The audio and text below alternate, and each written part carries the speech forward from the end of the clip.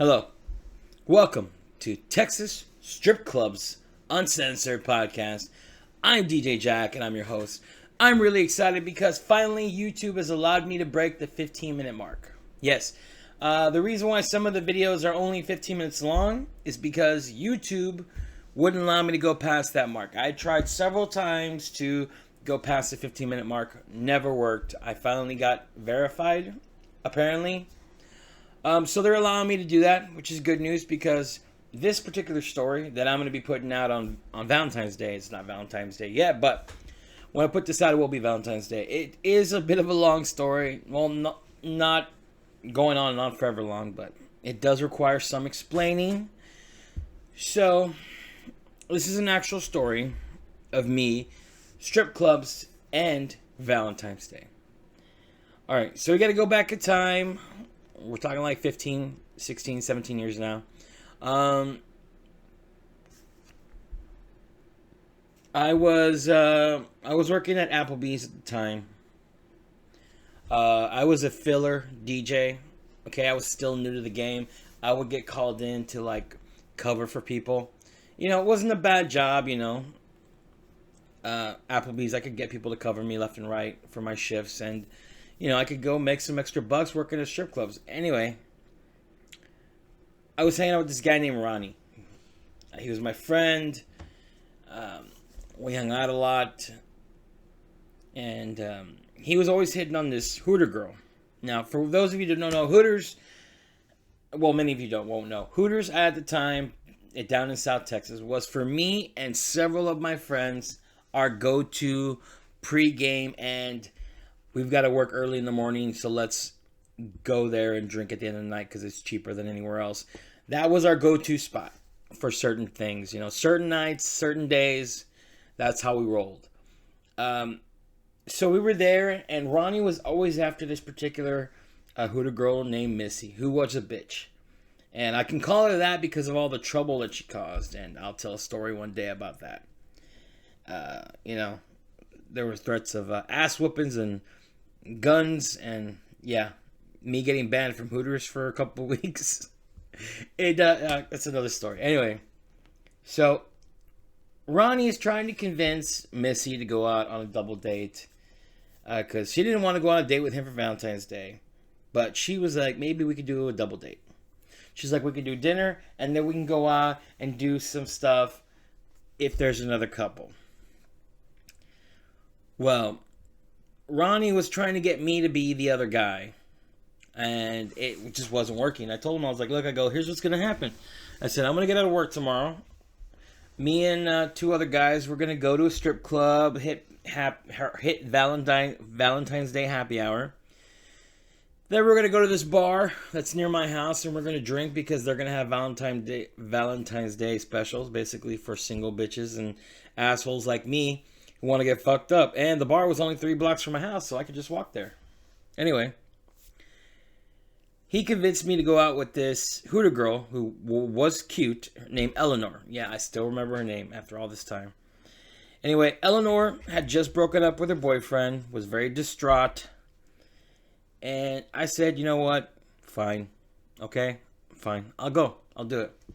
Now, I had friends that worked at flower shops and nurseries, and I even had a friend that worked at Godiva Chocolate. So even though it was the day before Valentine's Day, she got me a dozen chocolate-covered strawberries at a discount, hooking a brother up, and I got 2 dozen roses without much issue.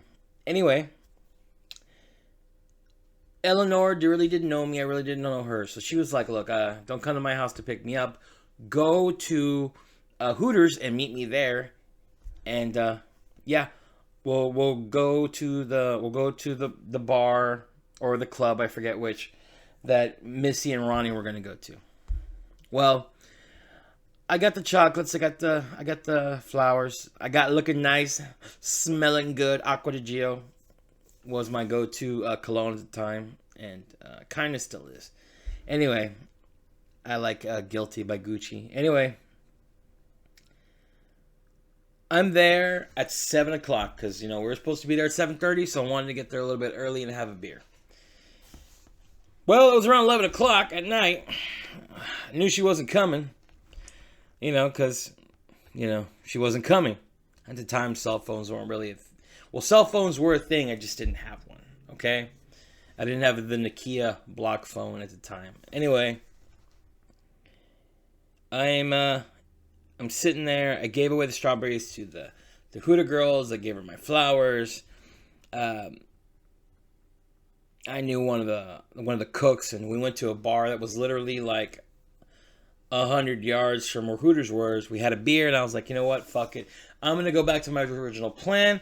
I'm gonna go out to the strip club I was gonna go out to, cause I know the door girl, I know waitresses, I know the bartender, I know the managers. I'd covered there once or twice. So I said, fuck it. I went over there, and I went over there. I had a few drinks. My buddy Lee was working behind the bar at the time. And I was sitting next to this guy who was crying. He was crying. Basically, when I say crying, I mean crying. Because his wife had left him in early February. And he was distraught. He was distraught. He was crying. They'd been together since fucking high school. He loved her. There was nobody else in the world for him but her. And the list goes on. So finally, after listening to him, I was like, look, I go, you know what, dude? You know what you need to do? You need to come with me to Boys Town. And he's like, really? I go, yeah. He heard about Boys Town, but he'd never been. Now, I know a lot of you are not going to know what Boys Town is, so let me break it down to you. Boys Town is a self-contained 2-block area. It has strip clubs and hookers. Now, once you heard the hooker part, you're thinking to yourself, where the fuck is this place? Well, it's in a magical, horrible place called Mexico. The reason why I say horrible is because I had been robbed several times in Mexico going to Boys Town. Not just by locals, but by the cops. Yeah, I lost a camera once to the police officers. They let us go, but they took my Nikon camera. Anyway, no, it was a Canon. It was a Canon camera, yeah. Yeah, so it was a horrible place. If you got caught at the wrong time, you lost all your money. But I said, we're going to go down there, okay? And I need to describe this to you so you can understand. It's a self-contained 2-block area. Now, they have 4 strip clubs there. The Tropicana, I believe, was one. Lipsticks, Stardust, and there was another one. Anyway, besides those 4 strip clubs, there were little bitty bars. Basically had enough seats for like 8 people, where you could go in there, buy a shot, buy a Bloody Mary, and you can walk at the bar with it and walk around. Because in Mexico, you can walk around with a drink in your hand. They don't give a shit, as long as you're not acting stupid. And there are these long rows of doors which have hookers. You'll have one door there, and there's a room that has a bed and has a bathroom. And the reason I'm going to describe all this is because it's pertinent to the story in a little bit. Now, some of these rooms are clean. The hookers clean them themselves. They spray down the beds. Some of them have multiple sheets. If the sheets get a little too dirty, they change the sheets out. Or some of them have multiple sheets on top of the beds, and they just pull that shit off as they go. And it's very, it's as clean as your house could be. Okay? It is clean as your house could be. And there's always a but. Right? There's always a but. So some of these rooms are not clean. Okay, they're like a fraternity dorm room. Okay, but they've got semen on the floors, which I guess it does make it like a fraternity dorm room floor. It's not very clean. So if you have standards, and I say that because it's true, if you have standards, you're gonna look for a girl that's clean and has a clean room and looks clean and smells clean. Some of these girls, they are not so clean. They might be really pretty, but they're dirty. You don't know what you're getting into. And again, this is pertinent to the story.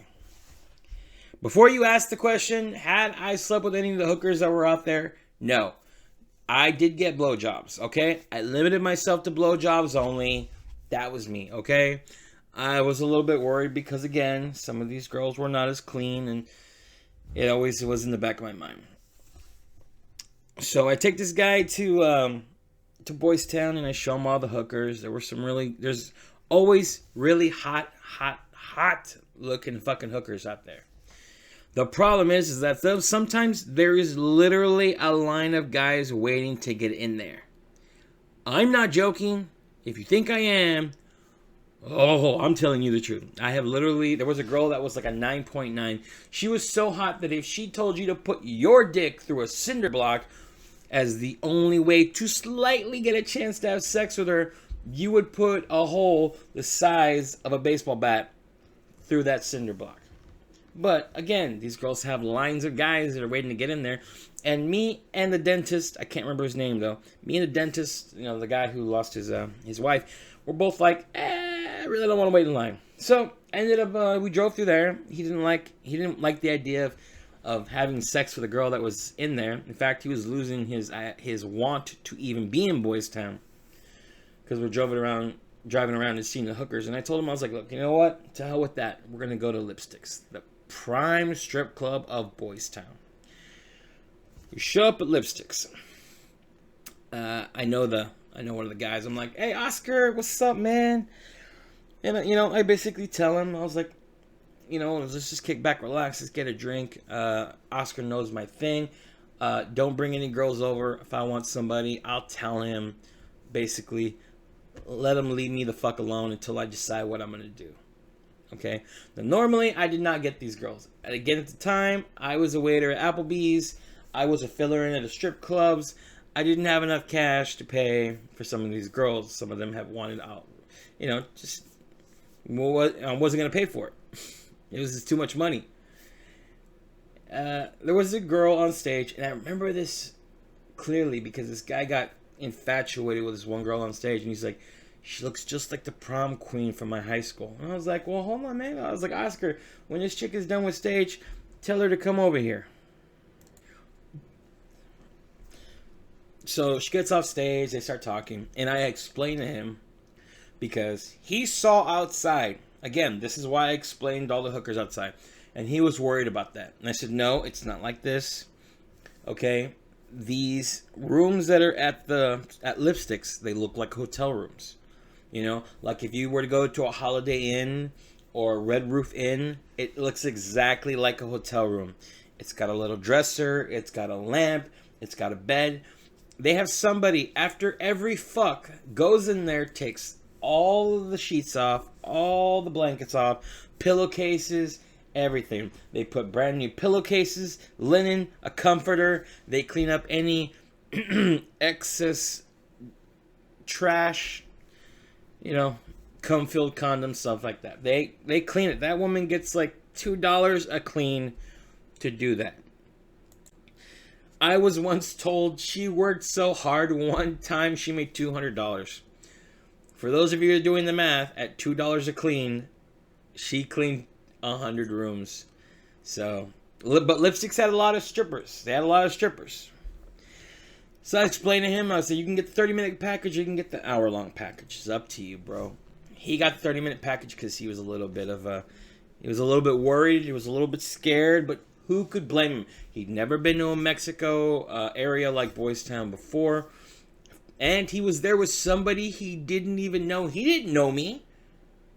I was just offering to take him, and I did it at just at the spur of the moment. I didn't expect him to actually say yes, but he said yes, and it happened. So we're there. He takes this girl back. He's there for 30 minutes. He comes back. It's like a brand new man. He's calm. He's smiling, kicking back. And, he's all like, so what'd you do? I go, I was just here waiting on you, man. I'm just enjoying the show, giving these girls a couple bucks. I got a lap dancer, too. And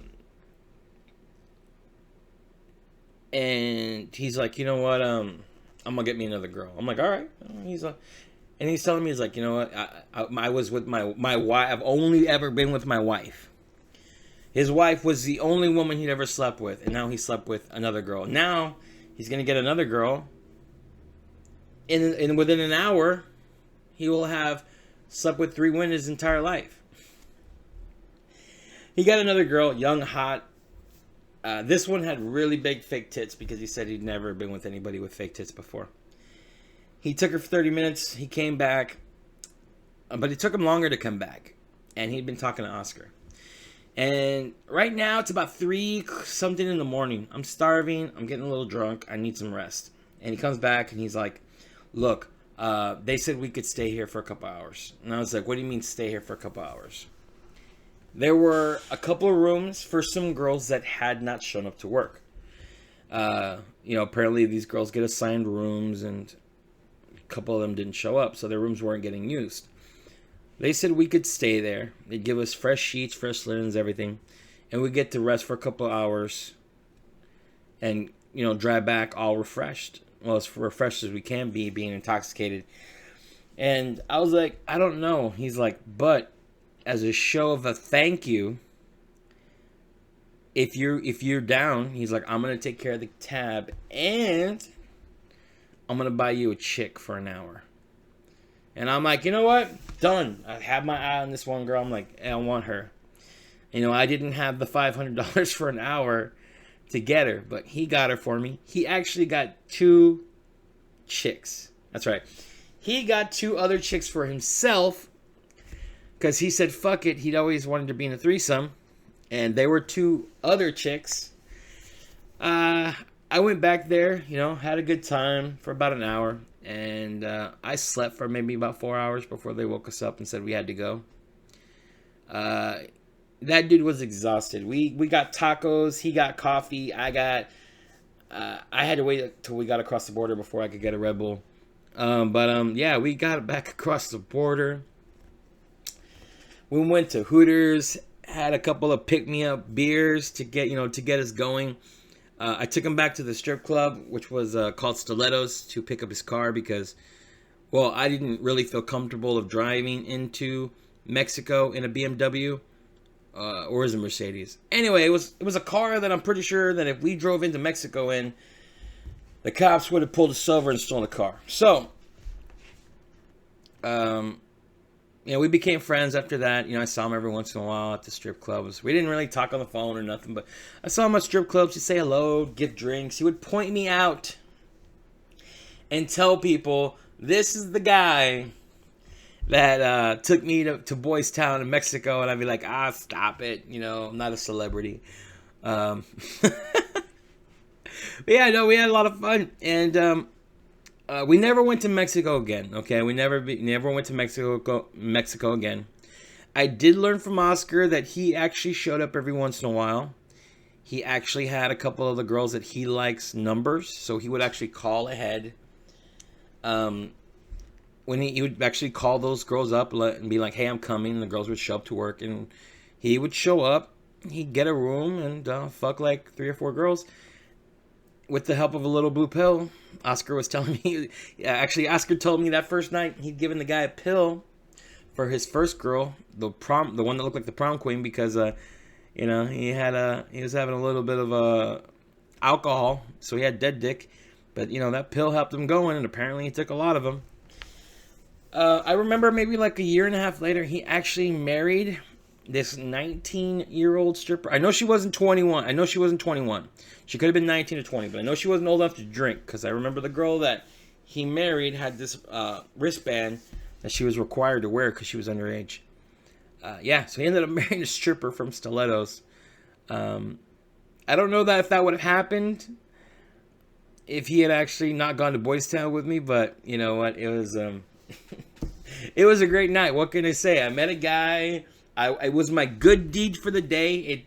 Just taking the guy out there. I just thought that's all I thought I was going to do.